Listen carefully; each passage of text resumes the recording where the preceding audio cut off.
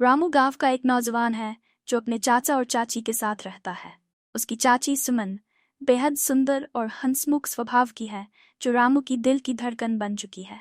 रामू का मन हमेशा अपनी चाची के इर्द गिर्द ही घूमा करता है, लेकिन वह इस बात को किसी से कह नहीं पाता।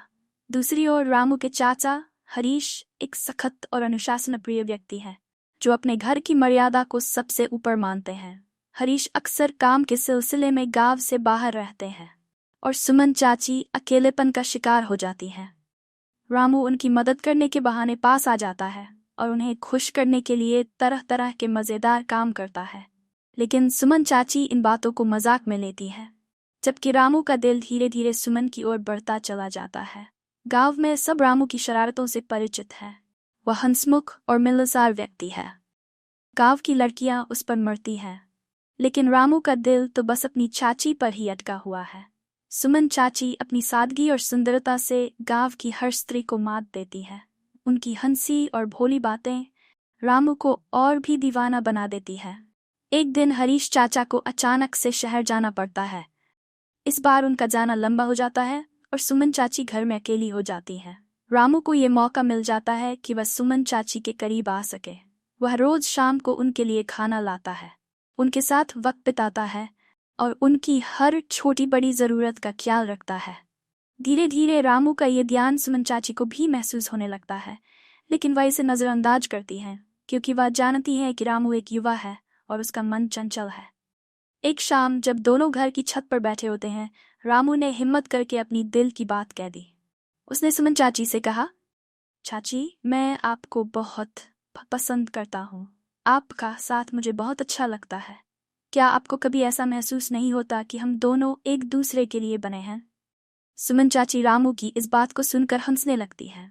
वह कहती है, अरे रामू, तुम ये क्या मजाक कर रहे हो? मैं तुम्हारी चाची हूँ और तुम मेरे बेटे के समान हो। ये सब भूल जाओ और किसी अपनी उम्र की लड़की से शादी कर लो। रामू को सुमन चाची की बात सुनकर थोड़ी निराशा होती है, लेकिन वह हार मानने वाला नहीं था।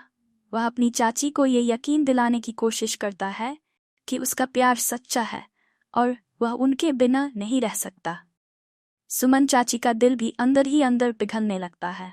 रामू की सादगी और उसके मासूम दिल ने उन्हें भी प्रभावित किया है, लेकिन उनके मन में एक द्वंद्व चलता रहता है। वह सोचती है कि अगर वह रामू के प्यार को स्वीकार करती हैं तो वह अपने पति हरीश और समाज के सामने कैसे खड़ी हो पाएंगी। रामू हर दिन चाची के करीब आने की कोशिश करता रहता है।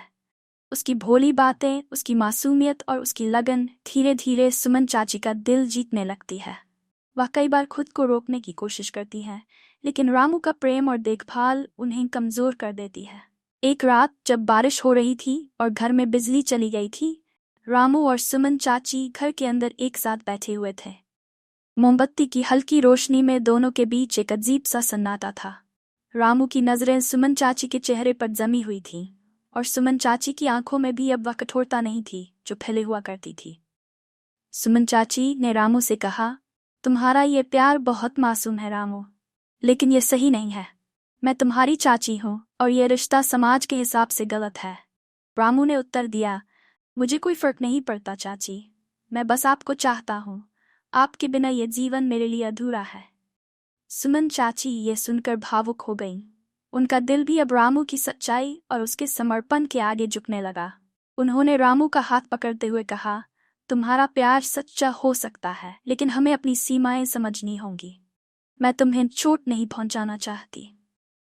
रामू की आंखों में आंसू आ गए। वह अपने प्यार का इजहार तो कर चुका था, लेकिन उसे महसूस हुआ कि सच्चा प्यार हमेशा पा लेने में नहीं, बल्कि त्याग में होता है। उसने फैसला किया कि वह सुमन चाची को कभी किसी मुश्किल में नहीं डालेगा। हरीश चाचा जब वापस गांव लौटते हैं तो वह रामू और सुमन चाची को पहले की तरह खुशमिजाज पाते हैं। रामू ने अपने दिल के दर्द को दबा दिया और अपनी चाची के प्रति अपने प्यार को एक नए रूप में स्वीकार कर लिया। वह अब अपनी चाची का आदर करता है, लेकिन एक प्रेमी के रूप में नहीं, बल्कि एक बेटे के रूप में। रामू ने गांव की एक लड़की से शादी कर ली, लेकिन उसकी दिल में चाची के लिए जो सच्चा प्यार था वह हमेशा एक मीठी याद बनकर रह गया। सुमन चाची भी रामू की समझदारी और त्याग को समझ गई और उन्होंने हमेशा उसे अपने बेटे की तरह प्यार दिया।